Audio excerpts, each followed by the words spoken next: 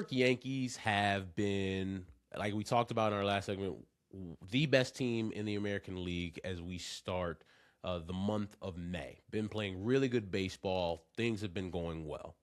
And one of the big parts of why they've been playing so well is the spark that they've gotten from José Caballero at shortstop. José Caballero came in last year. The Yankees made a trade at the deadline to bring him in from the Tampa Bay Rays. And since he's become a New York Yankee, he's been a very productive player on both sides of the baseball. Now, why is that important? Well, the Yankees' shortstop of the future was supposed to be Anthony Volpe. He had a big-time debut, was great for them, was hitting the ball in the ballpark, stealing bases, one of the best defensive shortstops in baseball. And then things started to spiral a little bit for Volpe. Did not swing the bat as well. The defense started to slip. There started to be some mental mistakes. And at every turn, the Yankees defended their young shortstop. And then last year, he injures his shoulder, struggles throughout the 2025 season. The defense struggles. He struggles offensively. And going into the offseason, he ends up having labrum surgery for his shoulder. So he's been out all of 2026 so far. In the meantime, Caballero has played great. Been a spark plug for the Yankees, stealing bags, getting clutch hits for them, playing great defense. He's the best shortstop in Major League Baseball by defensive run save. The eye test shows that as well. So he's been really good. In that time, Anthony Volpe has been rehabbing, in the minor leagues, prepared to come back, telling the Yankees, hey, I'm ready to come back. I'm feeling really good. I'm feeling healthy. And what usually happens during a rehab assignment, guys go on the rehab assignment, and usually they go out there for a couple of weeks, and then they return. There is a max number of days a guy can be on a rehab assignment.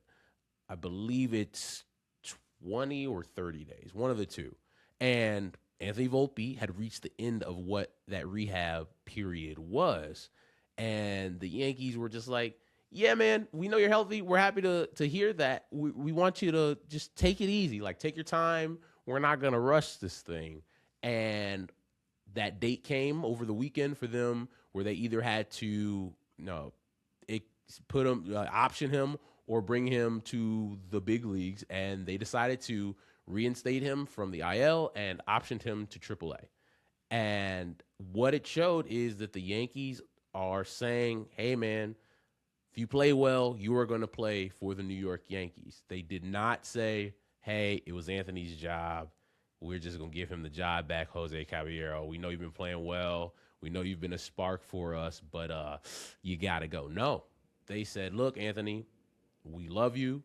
We've stood behind you, and you're going to be part of the Yankees at some point here in 2026. But we have to go with the hot hand right now.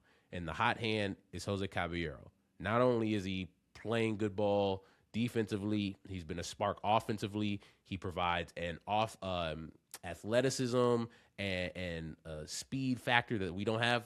Guys leading baseball in stolen bases this year. Also led the league in stolen bases last year.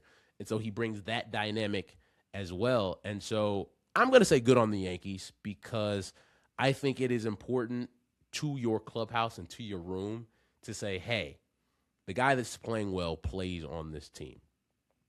And had the Yankees made the other decision, had they said, hey, man, Anthony's healthy and he was our shortstop before and he's going to continue to be our starting shortstop, how does that go down in your clubhouse?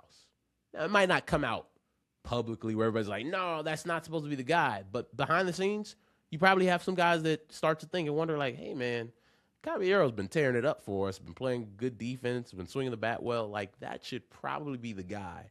And I think another thing that plays into this, we're not talking about a player in Anthony Volpe that has been extremely consistent when it comes to the production, right? Extremely consistent when it's come to the defense. You're talking about a guy that's been having highs and lows, and that's going to happen in baseball. But there's a difference between this situation with Caballero and Volpe than the Dodgers where Mookie Betts has been out for almost a month and Miguel Rojas has been playing short.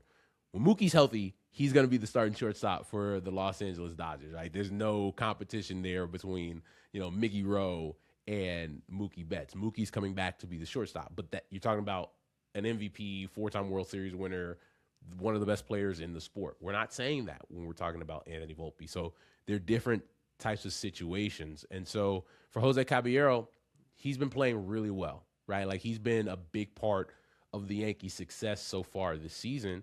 And this will likely be the way it goes until, one, he cools off, or the Yankees decide that Anthony Volpe is ready to get back to the big league level.